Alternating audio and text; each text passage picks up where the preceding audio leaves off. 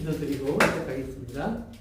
고마우신 아버지 하나님, 오늘도 우리들을 주님 앞으로 인도해 주셔서 우리가 주의 말씀을 함께 나누는 시간을 갖습니다.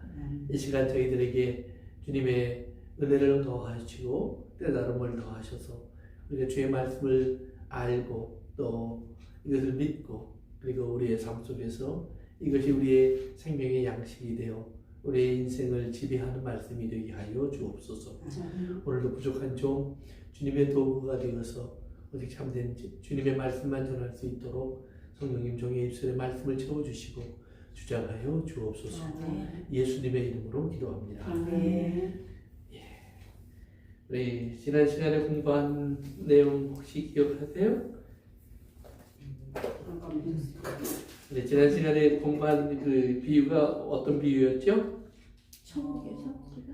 그죠, 천국의 청지기에 대한 이야기였는데 뭘 하는 사람이라고 그랬죠? 하나님의 나라의 청지기가 된 청지관은 뭘 할 줄 알아야 된다고 그랬죠? 옛것과 새것을 그쵸, 옛것과 새것을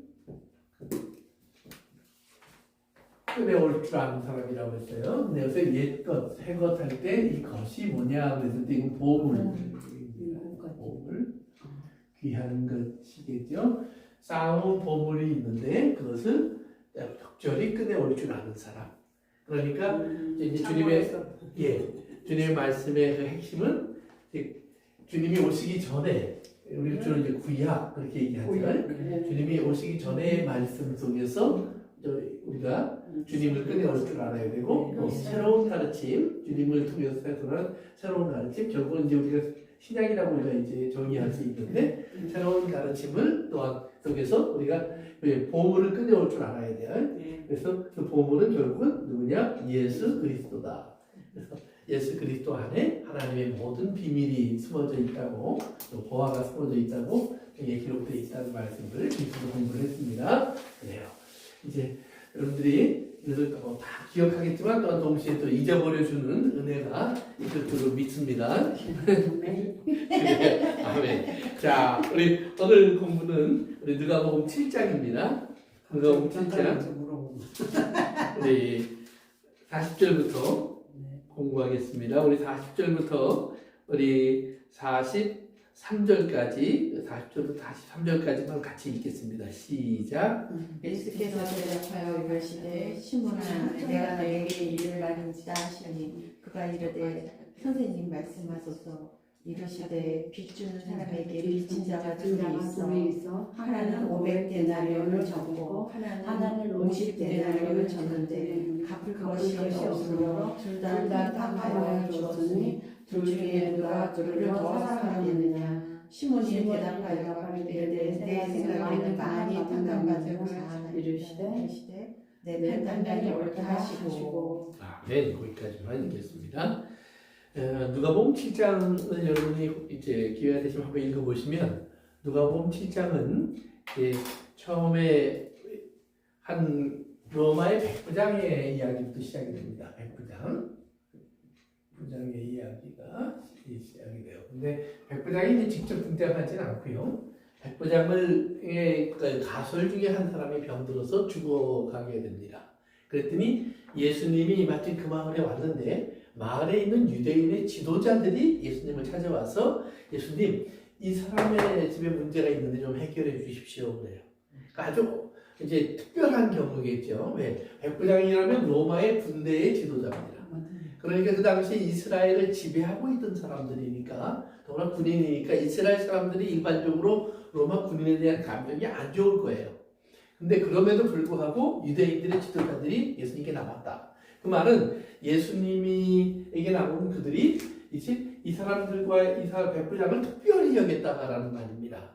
이방인에다가 로마의 군인인데 자기들을 괴롭히는 나라의 군인의 힘의 상징인데 왜 그랬을까 그랬더니 거기 보면 많은 좋은 일을 유대인들에게 행한 백부장이라고 그들이 소개를 하면서 그 종을 고쳐주시면 참 좋겠습니다. 그래서 우리가 마땅히 그래야 됩니다. 이게 은혜 갚는 방법입니다. 그러면서 예수님에게 부탁을 합니다. 그랬더니 예수님이 그래, 그럼 내가 가서 고쳐줄게. 그랬더니 아마 그 소식이 좀 그 집에 전달이 된 것 같아요. 그랬더니 그 백부장이 예수님께 뭐라고 그랬죠? 아주 유명한 말인데요. 내 위에도 상사가 있고 맞아요. 네. 우리 집에 오시지 마십시오. 그러면서 그 권사님 얘기하신처럼 명령만 하십시오. 예. 왜냐면 나도 군인인데 위에 있고 아래가 있습니다. 그래서 위에서 명령하면 내가 움직이고 내가 명령하면 내 아래 사람들 움직입니다. 그러니까 주님이시니까 우리 집에 오시는 건 내가 감당할 수 없습니다. 뭐 싫다는 것이 아니라 너무 주님을 우리가 받아들이기에 내가 너무 초라하고 작고 모자르다는 말이에요. 그래서 오시는 것까지 내가 감당할 수 없습니다. 그냥 말씀만 하시면 그리 될 줄로 내가 믿습니다. 그래서 주님이 그러니까 주님이 깜짝 놀라서 이런 믿음은 내가 이스라엘 가운데서도 못 봤다. 이 교회 안에 그런 믿음이 있어야 되는데 교회 바깥에 어떤 사람이 지나가다 그런 믿음을 가졌다 이 말이에요. 그러니까 깜짝 놀라서 예수님이 야 교회 안에 그런 믿음이 있으면 좋겠는데 왜 그런 믿음이 어디 가고 그 사람이 오히려 그런 믿음을 고백하냐 이제 그러는 거예요. 가끔 가다 보면 교회에서도요 목사가 말씀을 가르치는 것 같지만 목사보다 믿음 좋은 집사님 본 사람들이 얼마나 많은지 몰라요. 사실 목사는 전도로 가르치면서 안 믿어요. 제가 알고 있는 그 유명한 미국의 플러 신학교의 교수님 중에 한 분이 그런 간증을 해요. 자기가 이제 신학교에서 이렇게 가르치고 목사님들을 양육하는 사람인데 어느 날 갑자기 어떤 자매님 한 분이 오더니 목사님 나랑 같이 병원에 좀 가자고 그러는 거예요.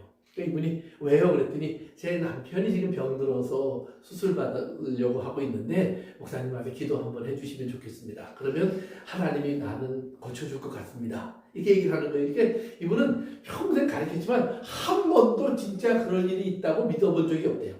한 번도. 예. 가르치기만 했는데 성경에 나오는 건 아는데 난 한 번도 그걸 믿어본 적이 없대요. 근데 자기한테 그 얘기를 하니까 아이 다른 분한테 가서 기도하고 부탁하면 어떻겠냐고 능력 있는 사람한테 가서 그랬더니 이분이 아니네 자꾸 목사님이 꼭 필요하다는 거예요. 그래서 이제 끌려서 병원에 가서 할 수 없이 기도를 하는데 이분이 하나님 정말로 나는 정말 하나님이 고쳐주실지 안 고쳐줄지 모르겠지만 이분이 하도 오라고 해서 왔으니까 하나님 하실 수 있으면 고쳐주십시오. 그리고 기도를 끝 마치고 왔다는 거예요. 뒤도 안 돌아보고. 근데 얼마 있다가 연락이 왔어요. 목사님, 제 남편이 나왔어요. 이게 이 사람이 너무 그게 신기해서 그럴 리가 없는데, 그럴 리가 없는데, 근데 가서 확인해 보니까 진짜 그런 일이 있더라는 거예요. 그러니까 우리가 볼 때 우리가 정말로 가르치는 목사님 이런 분들이 믿음이 큰 것 같지만 우리는 목사가 저 같은 사람도 만약에 보면은 가르쳐야 되니까 가르치는 거예요. 성경에 있으니까 전하는 거예요. 그렇지만 내가 정말 여러분들이 그 말씀을 받아서 믿는 것처럼 그만큼 믿음을 가졌느냐? 아니요. 세례 요한이 의심한 것처럼 저도 의심을 많이 해요. 지난주에 말씀드렸을 것처럼 세례 요한이 감옥에 오늘 본문에도 이제 7장에서 그 내용이 나오는데 감옥에 갇혀서 죽게 될 때쯤 됐을 때 뭐라고 그래요? 예수님한테 가서 진짜 예수님 맞습니까? 물어보잖아요. 그러니까 또 예수님이 대답을 어떻게 해요? 내가 맞아 이렇게 대답을 안 해주고 뭐라고 대답하냐면 내가 지금 하고 있는 일 너희가 봐. 그리고 본대로 가서 전해. 근데 뭘 봤냐면 예수님이 병든 자도 고치고 그 다음에 문둥병 자도 깨끗게 하고 가난한 자들에게 복음을 전파한다고 하라. 근데 그렇게 되고 있으니까 그걸 가서 전달했어요. 근데 그걸 전달받은 세례 요한이 그걸 믿었다 안 믿었다는 말은 성경이 안 나와요. 그리고 얼마 뒤에 죽었다. 이렇게 성경이 기록이 돼요. 그런데 예수님이 이제 그 대답을 하고 세례 요한의 제자들은 돌아갔거든요. 근데 그 소리를 주변에 있던 많은 사람들이 같이 들었어요. 그러면 그때까지 그 주변의 사람들은 세례 요한을 어떻게 생각하고 있었냐면 하나님의 선지자로 믿고 있었어요.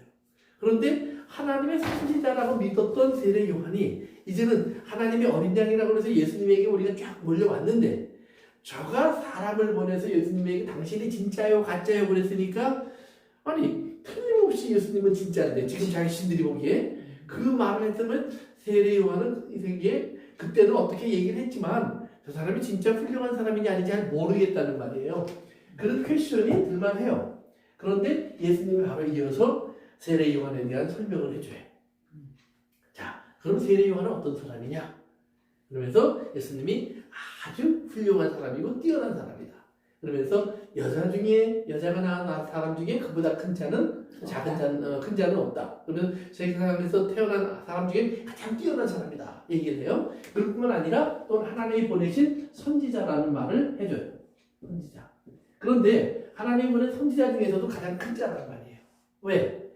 선지자들은 그 과거에 구약에 나오는 선지자들은 어떤 예언을 했냐면 그들의 예언을 다 종합해 보면 앞으로 메시아가 오실 것이다.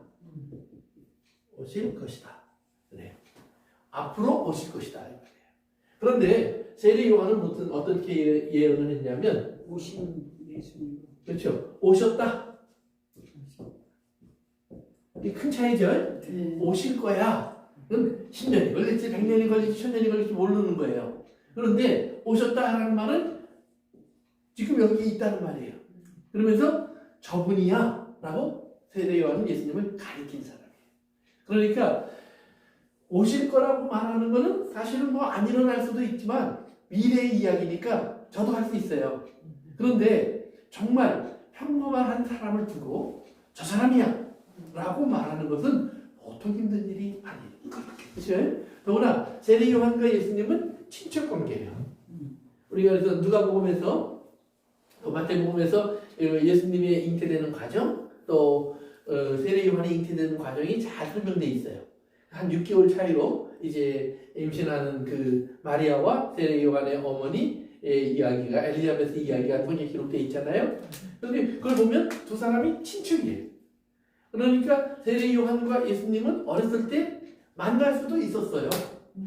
또 집안 일이 있으면 같이 모여서 놀기도 했을 거예요. 그러니까 아는 사이예요.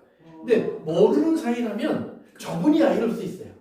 그런데 아는 사람이 어려서 같이 놀고 소꿉장난하고 같이 뭐 그냥 이런 뭐 싹싹 거렸던 그 아이가 어느 날 이렇게 하나님이 나에게 보여주기를 저 사람이 메시아야 그랬는데 저 사람이 메시아라고 말하는 게 쉬웠겠어요? 어렵겠어요? 어려웠죠. 쉽지 않죠. 그래서 성경이 뭐라고 그랬어요? 선지자는 고향에서 환영받지 못한다. 왜요? 고향 사람들은 내가 네 엄마도 잘 알고 너도 잘 알고 야 내가 네 기저귀 갈아줬어 야 이런단 말이에요. 그러니까 그런 생각이 꽉 차 있는데 갑자기 메시아라고 등장한다면 그게 받아들여지기 쉽겠냐 이 말이에요. 쉽지 않아요. 그래서 마찬가지예요. 세례 요한도 예수님을 그분이다라고 말하는 게 쉽지 않은 거예요. 그런데 철저하게 뭐예요? 하나님 안에서 이야기하는 거예요. 자기의 육체적인 관계, 자기가 알았던 세상적인 어떤 이런 모든 관계는 다 내려놓고 하나님이 그분이다 그랬어요. 성령이 비둘기같이 임하는 사람을 보면 그분인 줄 알아 그랬는데 누구예요? 자기에게 세례받고 나가는 예수님 위에 성령이 임했다 이 말이에요. 그러니까 저분이다 라고 말을 하면서 딱 가리키는 거예요. 그리고 이제 세례 요한은 이제 거기서부터 자기의 모든 것들을 예수님에게로 내어주는 그런 사람이 됐다고 성경이 기록하고 있는데 그러니까 이런 그 선지자 중에 그러니까 가장 뛰어난 예언을 한 사람이에요. 정확하게 this is he 이렇게 얘기했으니까 그러니까 세례 요한은 그만큼 훌륭하고 뛰어난 사람이다 이 말이에요. 그래서 예수님이 세례 요한이 의심을 했지만 질문을 했지만 그 질문에 세례 요한이 뛰어난 사람이라는 사실을 없애는 게 아니다. 우리 신앙 속에서도 우리도 그런 일들을 만날 수 있어요. 자기의 어떤 힘든 일, 어려운 문제, 어떤 걸 가지고 계속해서 주님과 씨름하고 있는 사람들이 있는데 그런 씨름 속에서 예수님께서 우리에게 딱 답을 주면 그건 뭐 너무 쉬운 거예요. 할렐루야. 누구나 다 해요. 그런데 그 답이 안 올 때 거기서 막 씨름하고 갈등하잖아요. 그런데 그 씨름하고 갈등하는 속에서 우리는 때로는 질문하고 때로는 의심하고 때로는 하나님이 나를 과연 잊으셨나 버리셨나 이런 여러 가지 생각이 지나갈 때 그 속에서 그런 과정을 겪으면서도 다시 하나님 말씀을 붙잡다 보면 그 말씀 속에서 우리는 다시 하나님의 뜻을 붙잡게 되고 다시 하나님을 믿는 믿음을 버리지 않게 된다 이 말이에요. 아멘. 그래서 그 옛날에 그 많이 그 설교 때 사용됐던 예화 중에 하나가 그런 예화가 있어요. 유대인들이 2차 세계대전 때 집단 수용소에 갇혀서 많이 죽음을 당했잖아요. 근데 그 집단 수용소 벽에 이제 가면 그렇게 써 있다는 거예요. 지금은 우리가 구름이 잔뜩 껴서 해를 볼 수 없지만 해는 여전히 구름 뒤에 있다. 그러면서 하나님을 향한 믿음을 이렇게 우화적으로 표현하는 글이 그 벽에 써 있다는 거예요. 그러니까 그들이 생각했던 하나님은 어떤 하나님일까? 그리고 그 수용소에서 매일 죽어가는 자기의 이웃 식구들을 바라보면서 그거를 쓰고 있는 그분의 삶에서 그분이 생각하는 하나님은 어떤 하나님일까? 그러니까 매일 기도했을 거 아니에요. 매일 기다렸을 거 아니에요. 그런데 계속 죽어나가는 거예요. 계속 죽어나가요. 그러니까 계속 죽어나가는 그 절망 속에서 그래도 하나님은 계셔. 그런데 지금 이 구름이 낫지라고 하는 구름이 끼어 있는데 하나님은 지금 그 구름을 그대로 내버려두고 계셔. 그 뜻이 뭘까? 그것을 알 수 있는 사람은 아무도 없어요. 그러니까 우리가 남의 문제에 대해서 왜 그런 일이 생겼을까? 이거는 아무도 모르는 거예요. 그런데 사람들은 자꾸 무슨 생각을 해요? 죄가 있어서. 뭐가 잘못됐으니까. 이거 우리가 유대인들 얘기할 때도 자기들이 예수님 죽였으니까 그런 일이 온 거 아니야? 그러면 유대인들만 예수님 죽였어요? 로마 사람은 안 죽였나요? 그렇죠. 우리는 그렇죠. 우리 때문에 예수님 죽었다고 해서 우리가 맨날 고백하잖아요. 그러면서도 유대인들은 더 나쁜 놈들이야. 네? 우리가 그렇게 생각한다 이 말이에요. 그러니까 우리는 사실은 우리 때문에 예수님이 돌아가신 거예요. 우리 때문에. 그런데 우리는 그 예수님의 돌아가신 그 문제를 놓고 고민을 하면서 생각을 하면서 자꾸 유대인들에게 책임을 떠넘기고 싶은 그런 마음을 갖는다 이 말이에요. 그래서 손가락질할 상대방을 잘 골라내요. 근데 그것이 아니라 우리는 나를 돌아볼 줄 아는 그런 지혜가 필요한 거예요. 그래서 제가 오늘 성경에 보면 예수님께서 36절에 한번 가보세요. 오늘 본문의 좀 윗부분입니다.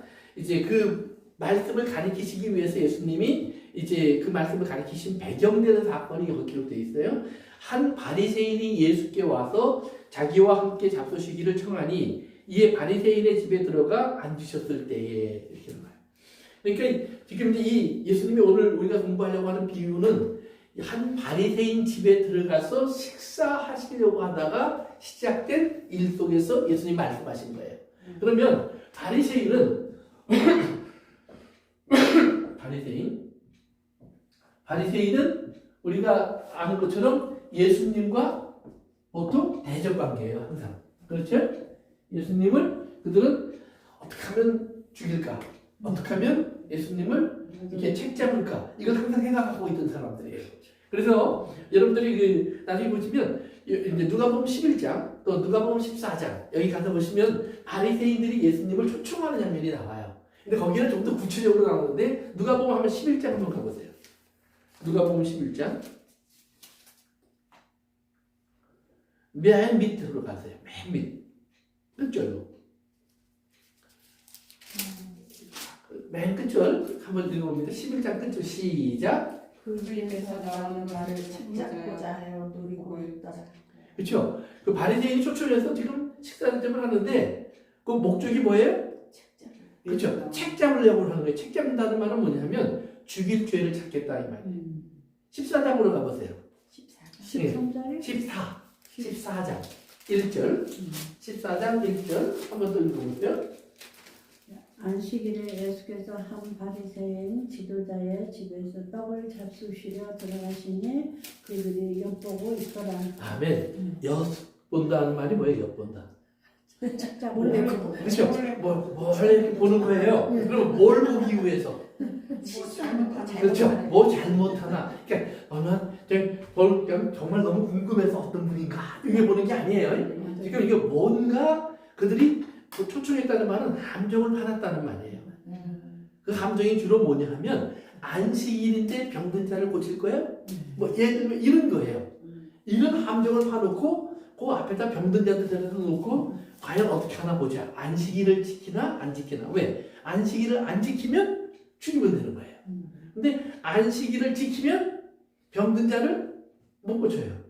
그럼 병든 자를 못 고치면 사랑 타령하더니 사랑은 뭐 그러면서 예수님을 또 욕할 수 있는 근거가 되는 거예요. 그러니까 자기들의 대적편에 서서 사람들에게 지금 화노를 바리새인에게서 예수님에게 다 돌아갔어요. 그전까지는 바리새인들이 이스라엘 사람들에게는 우상이에요. 아이돌이에요. 왜? 하나님 말씀을 정말 철저히 지키는 사람. 그러면서도 그 철저히 지키면서 그 나름대로의 하나님의 복과 은혜를 받아서 건강하고 부유하게 살고 있는 사람들이에요. 그러니까 이스라엘 사람들이 볼 때에는 야 정말 하나님 말씀을 철저히 지키면 저 사람처럼 될 수 있겠구나. 그리고 그들도 그러한 자리에 서서 이스라엘 가리키면서 당신들이 좀 더 열심히 하십시오. 좀 더 철저히 하십시오. 바로 하나님 말씀을 지키십시오. 그러면 이런 복을 받습니다. 이렇게 말하고 있는 사람들이란 말이에요. 그런데 예수님이 등장했는데 바리새인들이 볼 때는 안식일도 안 지켜, 결례도 안 지켜, 여러 가지 자기들의 전통들을 다 안 지켜요. 그런데 예수님 주변에 하시는 일들이 보니까 크고 놀라운 일들이 많이 일어나는 거예요. 그러면서 자기들이 가리켰던 모든 것을 깨트려 버리는데 사람들이 거기에 따라다니기 시작하면서 모든 관심이 이쪽으로 올라갔어요. 옮겨갔어요. 그러니까 BTS가 한참 유명했는데 전익범이 갑자기 등장해갖고 저한테 사람들의 인기가 다 왔다 이 말이에요. 그러니까 사람들이 이리로 오니까 바리새인들이 뭐예요? 시기와 질투가 생기는 거예요. 그 시기와 질투 속에서 그들은 예수님을 죽일 이유를 찾는 거예요. 그러니까 오늘 본문에 나오는 바리새인도 크게 그 범주와 다르지 않은 것을 우리가 알 수 있어요. 왜 우리가 그걸 알 수 있냐면 이제 다시 갑시다. 본문으로 7장으로 갑니다. 우리 44절 보세요. 44절 7장 44절입니다. 한번 같이 읽을까요? 시작. 그 여자를 돌아보시며 시몬에게 이르시되 이 여자를 보느냐 내가 내 집에 들어올 때는 너는 내게 발 씻을 물도 주지 아니하였으되 이 여자는 눈물로 내 발을 적시고 그 모로 돌돌 닦았으며.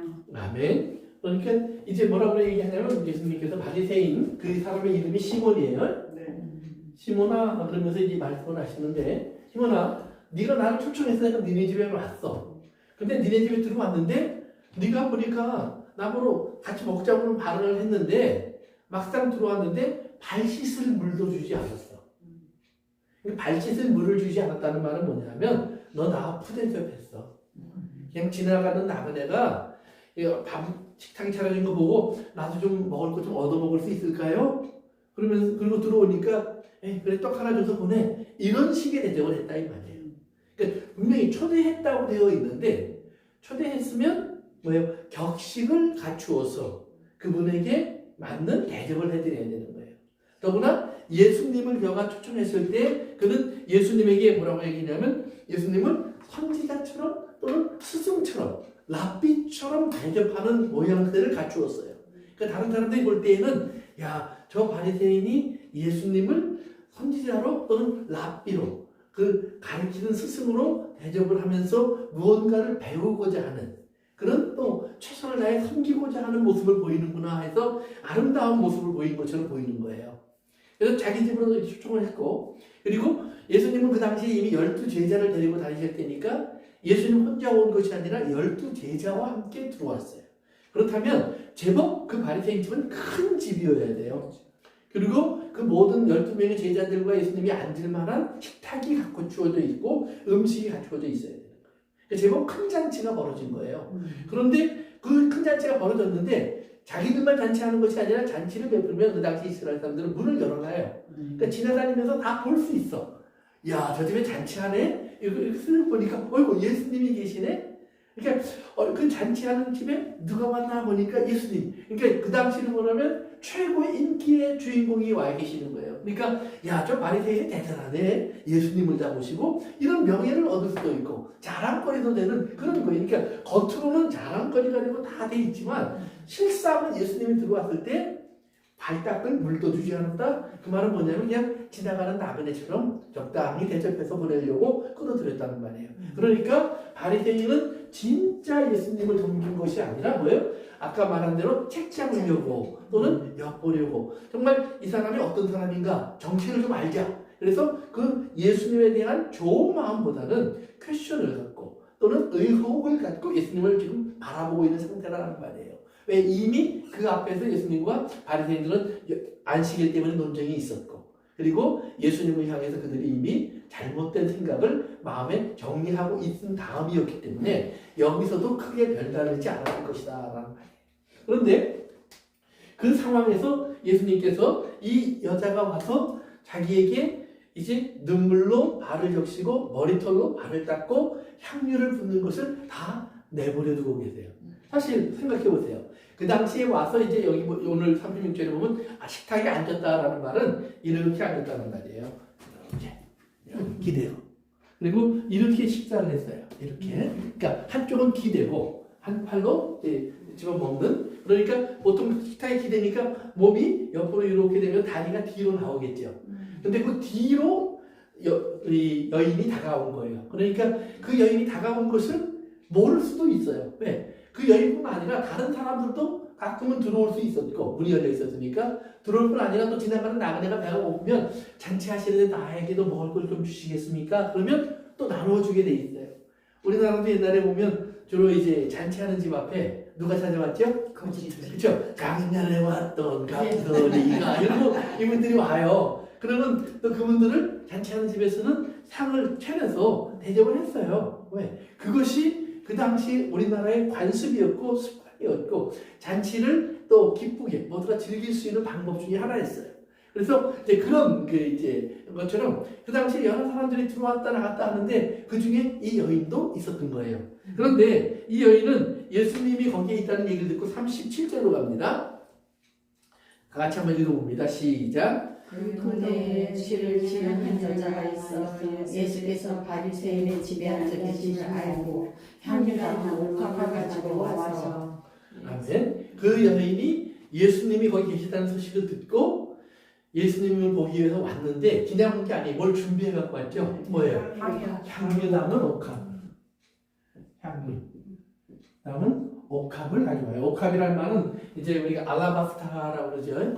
저희 그 교회에서도 요즘 뭐 우리가 따로 안 하지만 1년에 한 번씩 그 동전들을 모아갖고 이렇게 모아서 이렇게 하나님께 드리던 그런 그 헌금을 우리가 알라바스타 헌금이라고 그래요. 그게 여기서 나온 거예요. 그래서 그 알라바스타 헌금은 어떻게 쓰냐면 매년 이 땅의 가난한 나라 그리고 선교 지역의 교회 또 병원 고아원 이런 걸 짓는데 전 세계 나사렛 교회의 모든 교인들이 모여서 그걸 헌금을 해요. 그런데 이 알라바스타라고 하는 이 옥합은 특별한 구조예요. 향유를 따르려면 반드시 병을 깨야 돼요. 그래서 이제 병이 예를 들면 호로병처럼 이렇게 생겼는데 여기 마개를 따로 이렇게 뽑아서 조금 쓸 수가 없어요. 반드시 이걸 깨트려야 돼요. 깨트려서 향유를 쓸 수밖에 없어요. 그러니까 이거는 뭐예요? 한 번 깨트리면 다 쓰는 거예요. 그래서 당시에 그 여인들이 향유를 특별히 준비하고 있어요. 그래서 이것은 자신들의 가장 소중한 날, 소중한 사람과 함께 하는 날, 주로 결혼식에 요 향유를 많이 깨트려요. 그래서 자기를 치장하고 신랑에게 부어주고 받아주고 하는 그런 그 향유를 담은 것이 옥합이에요. 그런데 여기 이제 시작이 어떻게 되냐면 그 동네에 어떤 사람이에요? 죄를 지은 한 여자. 이게 지금은 아니지만 죄 속에 있었던 여자라고 소문이 난 여자라는 말이에요. 그러면 당시에 여자가 죄인이라고 소문이 났다면 도적이나 강도이기보다는 몸을 파는 여자일 가능성이 높아요. 왜냐하면 그 당시에 이스라엘은 수많은 전쟁이 100여 년 이상 계속되고 있었어요. 그러니까 전쟁이 계속되면 어떤 현상이 벌어질까요? 남자들은 자꾸 군대에 갔다가 죽고 아들들도 죽고 남편도 죽고 그래서 홀로 남은 여자들이 많이 생겨요. 그러면 홀로 남은 여자들이 많이 생기면 그러면 뭐 사람은 적어지고 땅은 그대로 있으니까 먹고 살면 되지 않을까. 근데 농사를 짓기가 힘들어져요. 더구나 전쟁에서 졌을 때 어떻게 돼요? 로마가 쳐들어와서 아까 말한 그 백부장 같은 군인들이 그 마을을 차지하고 좋은 땅은 다 빼앗아 가고 세금을 막 걷어가고 그러니까 아주 더 가난하고 극한 환경에 몰릴 수밖에 없어요. 그러면 마지막으로 여자들이 선택하는 삶의 방법 중에 하나가 자기 몸을 파는 거예요. 그러니까 많은 그 예수님 당시에 우리가 세리 이야기도 자주 하고 예수님이 장기라는 이야기를 자주 한 성경에 나오는 편인데 그렇게 나올 수밖에 없는 희대적인 환경이 있었어요. 그래서 과부도 많고 장녀도 많고 대리도 많은 그런 시대적인 환경 속에서 그들을 그냥 단순히 다 죄인이라고 그 당시 사람들은 치부했다는 말이에요. 유대인들은 그들을 또 천하게 여겼다는 말이에요. 그런데 세례 요한을 보내면서 우리가 이제 앞에 읽지는 않았지만 세례 요한의 얘기를 할 때 예수님께서 그래요. 세리들과 이스라엘 백성들은 세례 요한이 세례를 주는데 나와서 세례를 받으면서 하나님을 옳다고 말했다. 즉 우리는 죄인이고 하나님은 옳습니다. 하나님이 하시는 일이 잘못된 것이 없습니다. 즉 지금 그 하나님이 하시는 일이라는 것은 단순하게 세례를 주는 일을 말하는 것이 아니라 내가 살게 되는 환경, 조건마저도 이것은 하나님 내가 컴플레인할 대상은 아닙니다. 왜냐하면 우리 민족이 또는 우리 집안이 또는 내가 그런 삶을 선택한 선택의 죄가 있습니다. 그래서 하나님 그러나 여기서 이제 우리를 용서해 주시고 다시 하나님께로 돌아갈 수 있도록 해 주십시오. 이게 세례 요한을 통해서 하나님 말씀하시는 물세례의 정의예요. 그래서 그렇게 돌아가는데 예수님 그날 말해요. 너희 바리새인들과 서기관들은 율법사들은 이 세례를 거절하고 하나님을 거절했느니라. 그래서 하나님 뜻을 버렸다라고 예수님이 얘기해요. 그러면 세례 요한에게 바리새인들은 세례 받으러 안 나왔었느냐? 성경에 보니까 나왔어요. 그들이 세례 받으러 왔는데 세례 요한이 뭐라고 그래요? 독사의 자식. 그렇죠. 독사의 자식들 하세요. 욕을 해요. 그래서 누가 너희에게 닥쳐올 진노를 피하라고 하느냐? 그러면서 너희들이 정말 이 세례를 받으려면 먼저 가서 회개에 합당한 열매를 맺고 나서 돌아와라. 그러니까 세례는 회개 없이 받는 게 아니에요. 반드시 회개가 전제가 되는 거예요. 그러면 회개에 합당한 열매는 그러면 다시는 죄를 짓지 말라라는 말이에요? 아니요. 그럼 뭐예요? 회개는 주님 앞에 예수님으로부터 다 씻어내는 거죠. 예수님, 즉 하나님의 말씀대로 따라 사는 사람으로 돌아서라는 말이에요. 그럼 하나님 말씀대로 따라 사는 사람으로 돌아선다면 즉 내가 생각하는 하나님의 길, 바리새인 그렇게 걸었어요. 근데 그것을 버리고 하나님이 말씀하신 하나님의 길로 돌아와라. 그러면 하나님의 길은 누구예요? 예수님. 그러니까 예수님께로 돌아오라는 말이에요. 그러면 예수님께로 돌아오려고 하니까 이번 오늘 보면 이제 바리새인과 예수님의 얘기 나오는데 바리새인들이 자기들이 지금까지 하나님의 율법이라고 지켜왔던 모든 것들을 지켰음에도 불구하고 예수님께로 돌아오려고 하면 죄인이 돼서 와야 돼요. 너희들 왜 하니? 내가 용서해 줄 것이 있니? 사실은 없는데요. 근데 예수님 따라가야 된다고 하니까 내가 따라는 왔는데 용서받을 건 없어요. 이러면 따라가지 못해요. 왜? 자기 자리에 머물러 있어요. 그러니까 마치 가룟 유다가 예수님과 같이 다녔지만 뭘 못 버렸냐면 자기가 가지고 있는 메시아관. 메시아라면 이렇게 하셔야 돼. 그런데 예수님은 반대로 가고 있다는 말이에요. 그러니까 가룟 유다가 예수님을 십자가로 보내기로 결정해요. 그래서 이제 여러 가지 그 역사를 기록한 사람들이나 또 성경을 해석하는 사람들의 이야기 속에 오랫동안 내려오던 이야기 중에 그런 이야기가 있어요. 예수님과 가룟 유다가 미리 말들을 맞춰서 계획을 짜갖고 가룟 유다가 예수님을 팔아버리게 하고 그래서 예수님이 십자가를 질 수밖에 없도록 하나님의 뜻을 이루는데 가룟 유다가 협조한 거다. 이렇게 말을 하기도 해요. 그러나 우리가 성경을 통해서 보면 그건 아니라는 사실을 우리가 알 수 있죠. 그래서 우리는 이제 세상에서 뭐라고 얘기하든지 또는 뭐 교회 야사라고 하는 데서 뭐라고 얘기하는지 그걸 따라가는 게 아니라 우리는 하나님의 말씀 속에 머물러 있어야 돼요. 그래서 그런 것이 아니라 가룟 유다가 잘못된 선택을 했다고 성경 분명히 얘기하고 있고 그리고 그 선택을 가룟 유다는 끝까지 회개하지 않아요. 회개하지 않았다는 말은 잘못을 뉘우치지 않았다는 말이 아니에요. 잘못을 깨달았어요. 나 때문에 예수님이 죄 없이 죽음을 당하고 있어. 그러니까 이 돈도 난 필요 없고 이런 일을 하면 안 돼. 그리고 대제사장들에게 항의도 했어요. 근데 그들이 외면하니까 가룟 유다가 죄책감에 나가서 자살해서 죽어요. 그러니까 그 죄책감에 나가 자살해서 죽었다는 과정을 보면 굉장히 가룟 유다는 자기의 죄에서 철저하게 후회한 거예요. 그렇지만 뭘 안 해요? 예수님께 돌아오지 않아요. 예수님께 돌아오면 그 사람도 구원받는 거예요. 그런데 돌아오지 않으니까 회개하지 않는 거예요. 그러니까 회개는 반드시 예수님께 돌아와요. 그래서 예수님께 돌아오면 똑같은 시기에 더 어떻게 보면 치사한 행동을 한 베드로가 용서받는 거예요. 그리고 구원받는 거예요. 그러니까 그런 우리가 전제 속에서 다시 한번 이 사람을 보면 죄 지은 한 여자가 있는데 그 사람을 바리새인 집에는 그 사람은 어제까지만 해도 못 들어오는 거예요. 어디 그런 여자가 바리새인 집 근처에 와요? 돌에 맞아 죽죠. 그런데 예수님이 들어온 날 그 집의 문이 열렸어요. 왜? 예수님이 있는 곳은 죄인이 항상 나올 수 있어요. 어디에 계시느냐? 교회 안에 계셔도요, 예수님이 계시다는 죄인이 들어올 수 있어요. 우리 집에 계셔도 죄인이 이 문 앞에 있다가 어제까지만 해도 내가 못 들어와 그랬던 사람이 오늘은 들어올 수 있어요. 왜? 그분이 주인이니까. 그분이 나의 주인이요, 이 땅의 주인이요, 모든 것의 주인이니까. 그러니까 내가 인정하든 안 하든 예수님이 계신 곳에는 죄인이 들어올 수 있는 길이 열리는 거예요. 왜? 예수님은 죄인을 구원하러 오신 분이에요. 죄인을 불러서 의롭게 하시려고 오신 분이에요. 그러니까 예수님의 목적을 막을 수 있는 것은 이 땅에 아무것도 없어요. 바리새인도 예수님의 길을 막을 수는 없어요. 그런데 이제 이 여인이 예수님이 바리새인 집에 있다는 사실을 알고 옥합을 가지고, 향유가 담긴 옥합을 가지고 예수님께 나와요.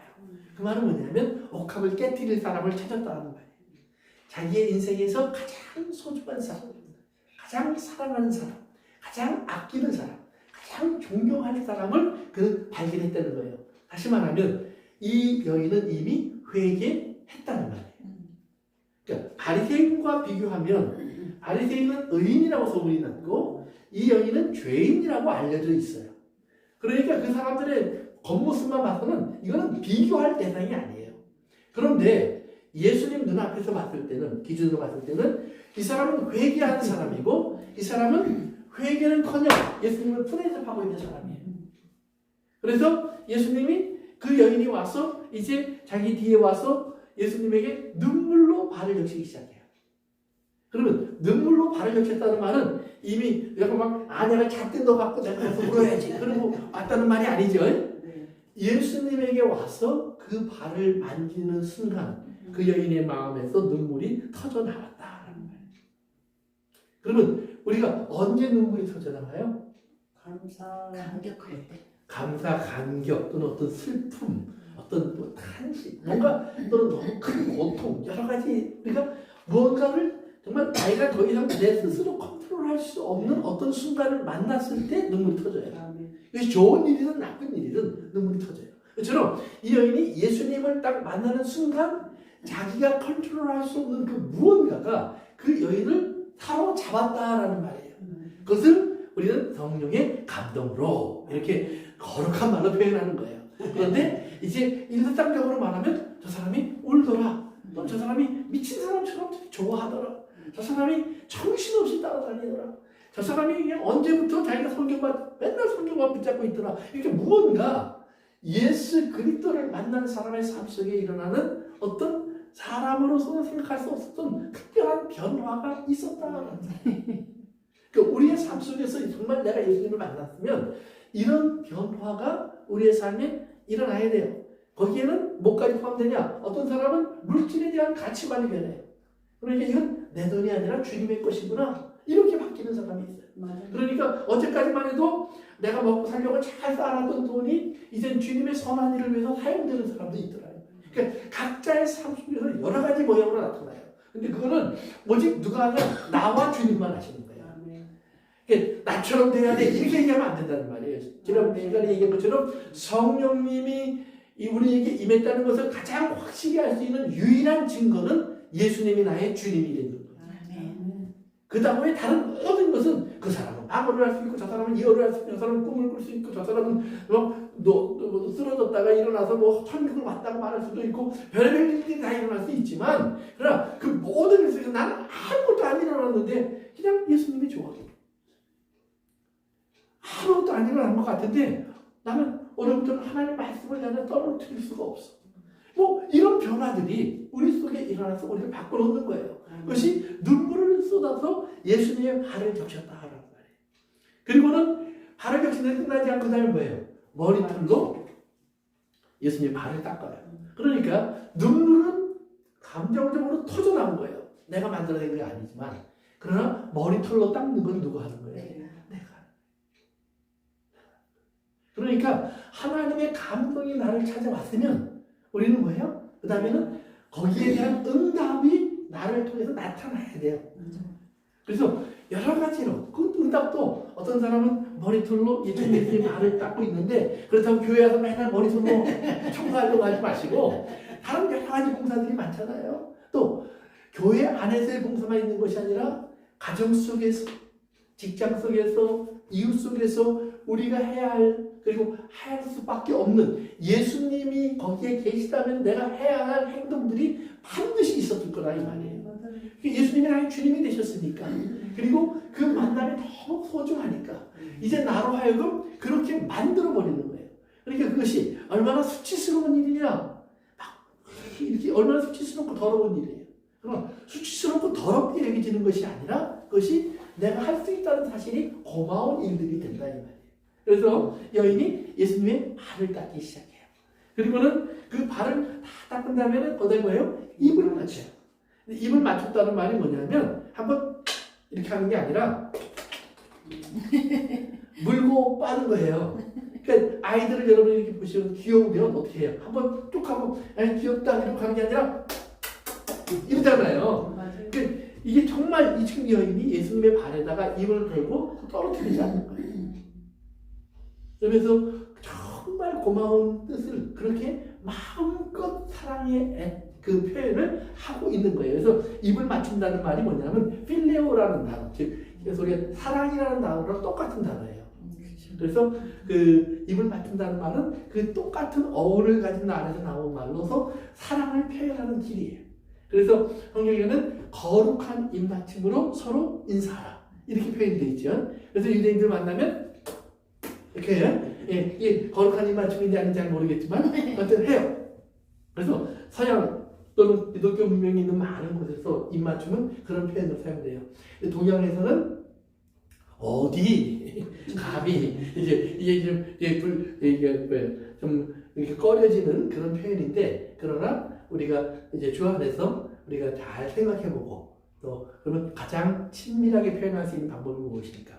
우리가 생각해볼 필요는 있어요. 그래서 서로에게 우리가 어떻게 가장 친밀한 인사를 나눌 수 있고 사랑을 표현할 수 있는 그런 표현들을 여러분들이 생각해 보시고 눈이를 같이 마주보시고 그리고 또 가끔은 또 손도 잡아주시고 또 가끔은 서로 안아주시고 이런 사랑의 표현들이 있기를 바랍니다. 그리고 향유를 붓는 거예요.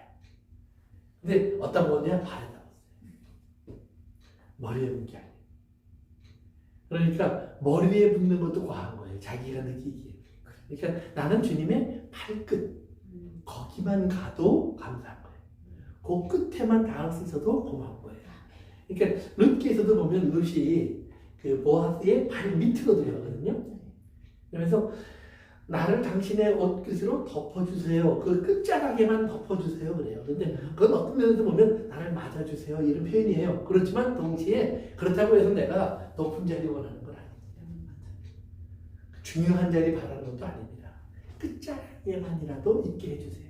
이제 그런 마음의 표현이거든요. 그러니까 이 여인은 그런 표현을 하는 거예요. 주님 앞에서 나는 내가 이제 앞으로는 가서 맨 앞자리에 앉아야지. 사람들이 볼 때 정말 자랑스러운 자리에 앉아야지. 아니요. 오늘 내가 이렇게 하고 내일 가서 잊으셔도 괜찮아요. 그러나 지금 이 순간만큼 내가 이렇게 할 수 있도록 허락하셨으면 좋겠다. 거절받지 않았으면 좋겠다.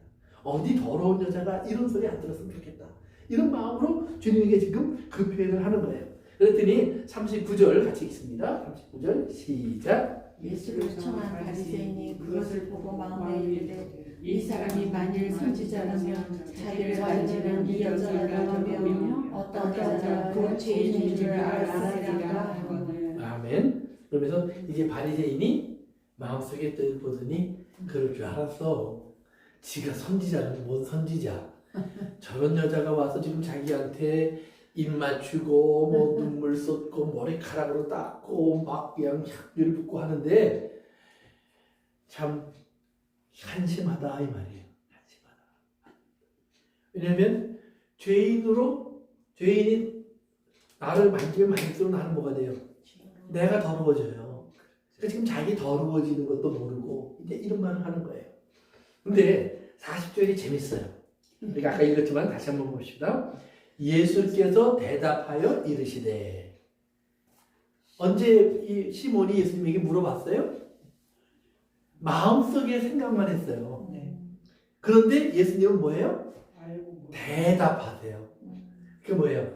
네가 속으로 한 말 내가 다 들었다. 이거는 어떻게 보면 굉장히 고마운 말이지만 또 한편으로는 굉장히 두려운 말이에요. 왜요? 우리 속에 가지고 있는 생각을 아신다. 아멘. 내 모든 것. 그것이 저 사람을 내가 잠시 조롱했던 마음도 아시고 놀렸던 마음도 아시고 그럼 반대로 내가 입이 열 개라도 할 말이 없어서 말을 못하고 있는 이런 미안한 마음도 아시고 그러니까 주님은 아신다. 그래서 우리의 사정을 누구보다 잘 아시는 분이 주님이에요.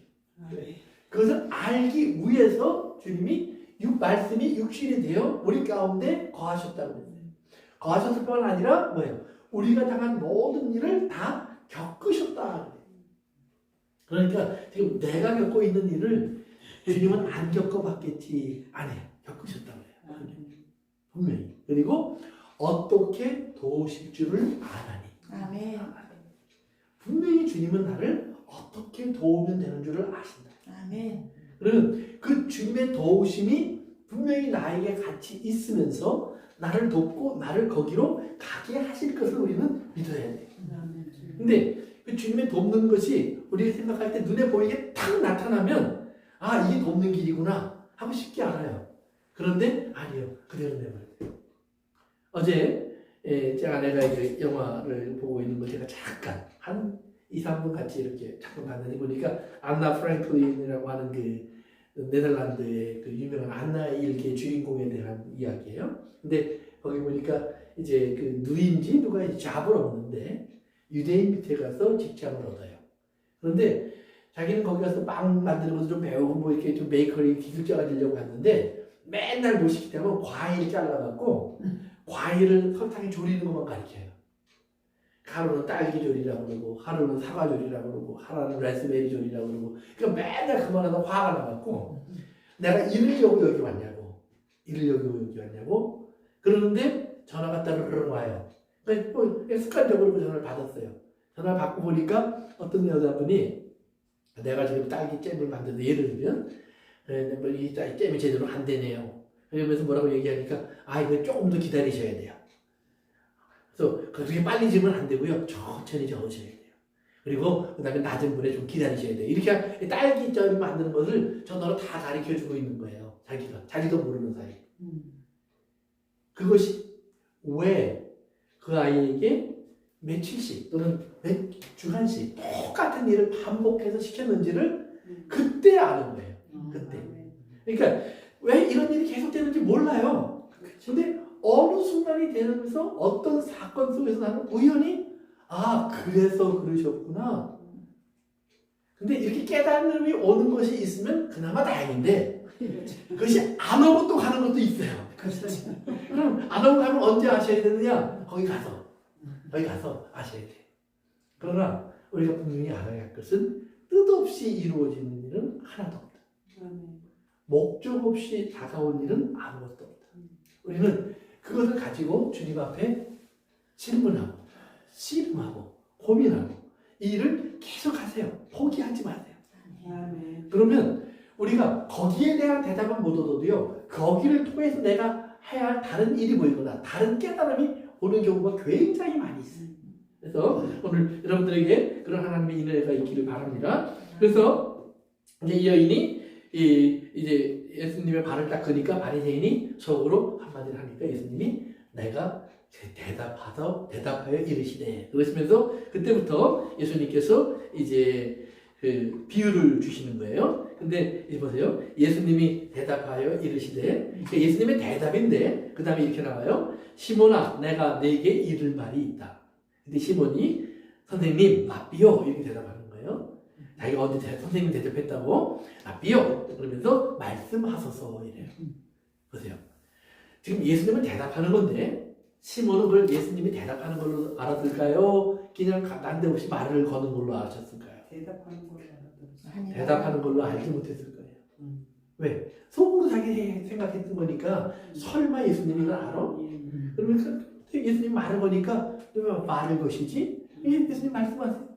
듣겠습니다. 그랬더니 예수님이 그 다음에 오늘 우리가 읽은 본문의 비유를 주시는 거예요. 어떤 사람이 빚진 사람이 둘이 있는데 한 사람은 500데나리온, 한 사람은 50데나리온. 50데나리온은 2달치 임금이에요. 500데나리온은 2년치 임금이에요. 그러니까 약 1대 10의 관계예요, 비율이. 근데 데나리온이라는 말은 그것은 일상적인 돈이에요. 우리가 달란트 비유 같은 거는 그거는 특별한 돈이에요. 어마어마한 액수예요. 그러나 데나리온은 매일 내가 만지는 돈이에요. 뭐 5불짜리, 10불짜리라는 얘기예요.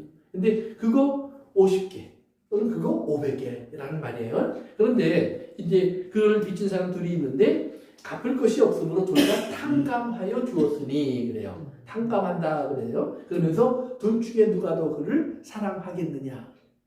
답은 쉽죠. 500데나리온이 누구나 아는 대답이에요.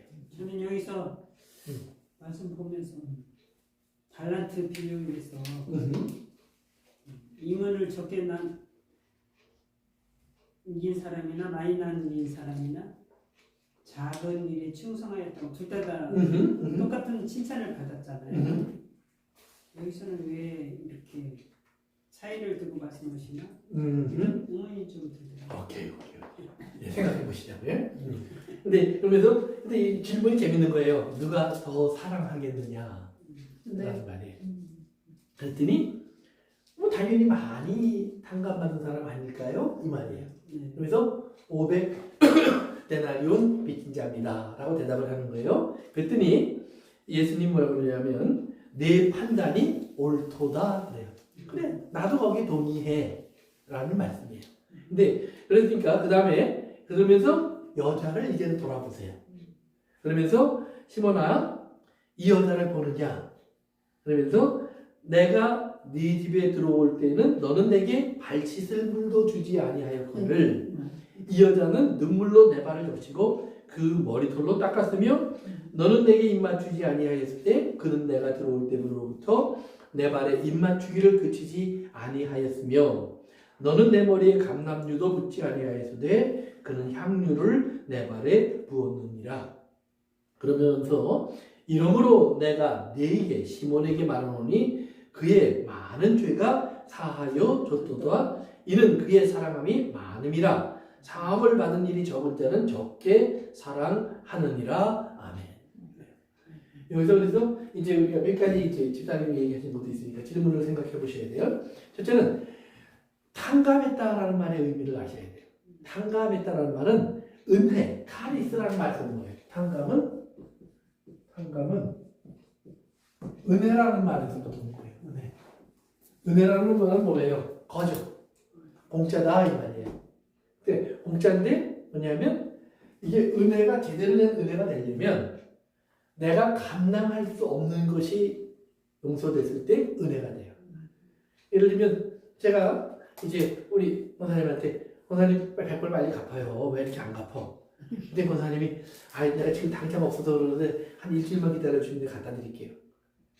그러면 제가 그 이제 권사님이 그 말을 하면 그걸 받아들이면 되는데 얼마나 된다고 못 갖고 이렇게 뒤질 끄고 그러셔요. 그럼 내가 막 핀잔을 줘요.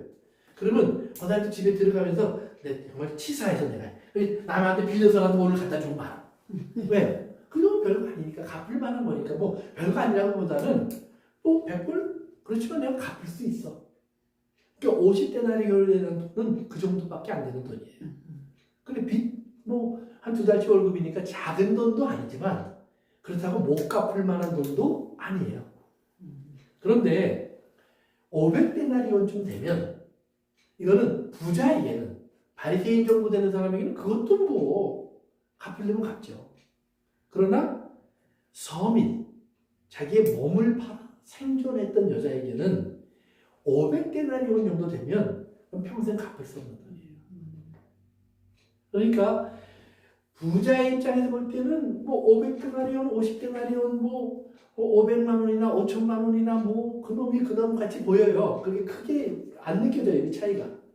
그러나 이 서민인 여자에게는 500만 원 그래도 이거 뭐 내가 올 한 해는 정말로 그냥 먹지 못하고 입지 못하고 해야 겨우 이거 갚을까 말까 하는 돈인데 5천만 원 그러면 그런 캄캄한 돈이에요.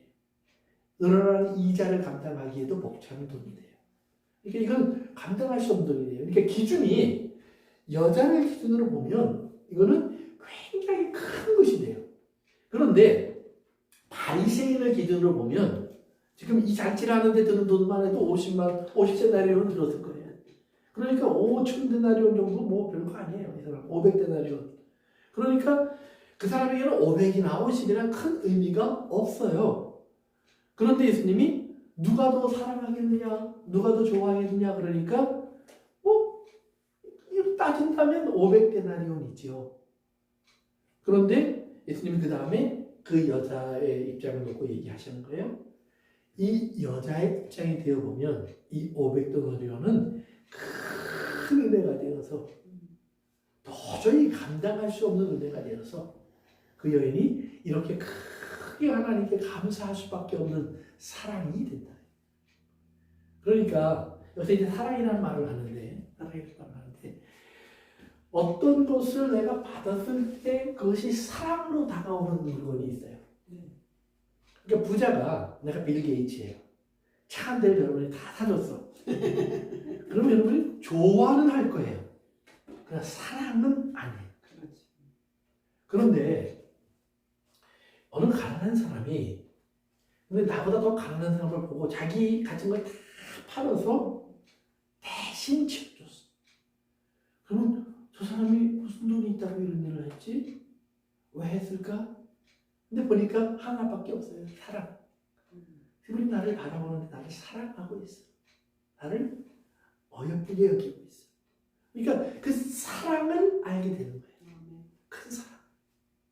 그래서 그 안에 500데나리온이냐 50데나리온이냐 얼마나 사랑이 작고 얼마나 사랑이 크냐 지금 거기에 초점을 맞추지 마시고 이것을 그 여인은 큰 사랑으로 받을 수밖에 없었고 그 사랑으로 깨달았다. 오늘 우리가 하나님의 은혜를 받았다는 말을 많이 하는데 여러분이 기도 많이 해서 은혜 받는 것도 아니고요. 봉사 많이 해서 은혜 받는 거 아니다라는 말이에요. 내가 뭔가 열심히 해서 은혜 받는 거 아니라는 말이에요. 나는 도저히 죄인으로 자격이 없는데 하나님 앞에 내가 다가갈 수 있는 은혜를 주셨을 뿐 아니라 그분이 나를 뭐예요? 마치 나의 신랑이 된 것처럼 내가 옥합을 깨뜨려서 그분에게 붙는 것을 그대로 받아주신다 이 말이에요. 그 나를 자기의 연인으로 받아주신다 이 말이에요. 그 사랑을 느끼는 거예요. 그러니까 사랑을 느끼면 어떻게 해요? 행복해지고 감사해지고 감동되잖아요. 그러니까 그 큰 사랑 속에서 이 여인은 이제 뭐예요? 자기 인생의 분명한 사랑의 대상이 바뀌었어요. 어제까지만 해도 어떻게 살까, 어떻게 먹을까, 어떻게 하루를 지날까 이 생각에 사로잡혔는데 오늘부터는 내가 어떻게 하면 저분과 함께 동행할까, 같이 갈까, 그분을 기뻐할까, 그분이 나의 기쁨이 되고 내가 그분의 기쁨이 될 수 있을까 이 사랑의 관계가 만들어졌다는 거예요. 바리새인, 너는 사랑을 몰라. 그러니까 너는 사랑을 몰라라는 말을 주님이 하시는 거예요. 너는 어떻게 보면 하나님의 일을 가장 열심히 하고 있는데 넌 사랑을 몰라. 왜?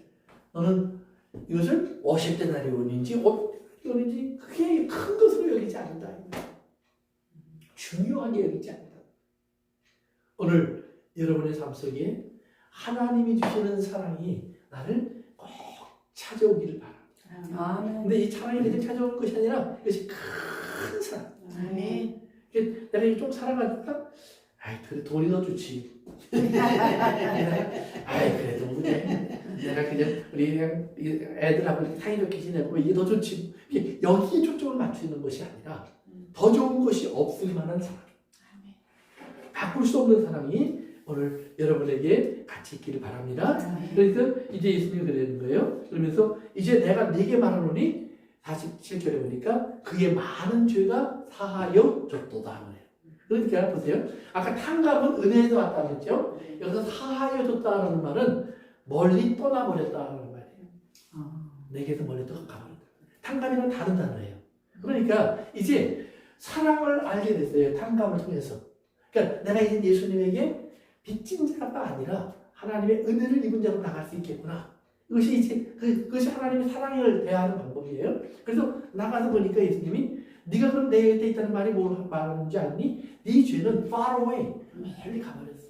너는 의로운 자야.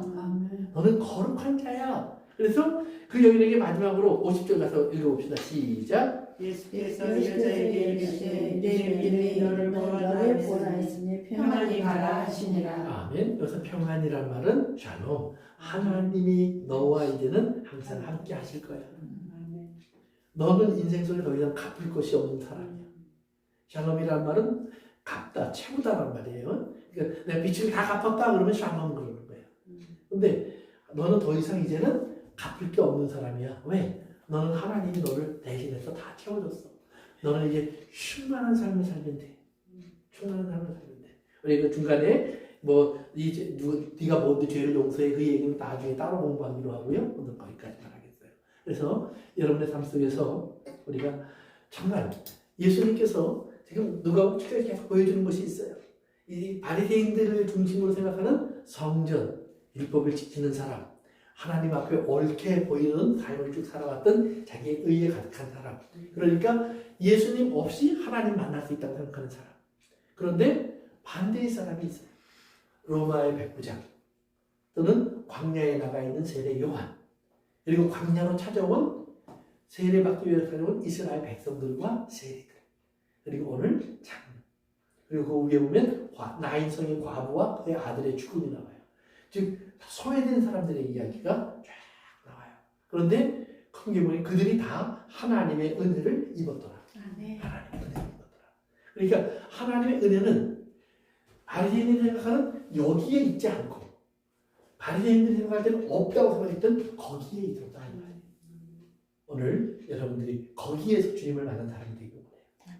그러면 우리는 큰 사랑이 뭔 줄 알고 아멘. 큰 사랑이 뭔 줄 알면 주님 앞에 큰 사랑을 드릴 수 있는 사람이 돼요. 그렇게 여러분의 사랑이 결실되길 바랍니다. 아멘. 기도하겠습니다. 고마우신 아버지 하나님, 오늘 우리에게 다시 한번 말씀하여 주신 것을 저희들이 귀 기울여 듣습니다. 이제 기도하기는 우리들의 삶 속에서 우리가 정말 주님의 사랑을 알고 그 사랑 속에서 주님과 동행하며 주님의 평안 속에 거하는 우리가 되도록 인도해 주옵소서. 아멘. 예수님의 이름으로 기도합니다. 아멘. 아멘. 감사합니다. 수고하셨습니다. 네. 감사합니다.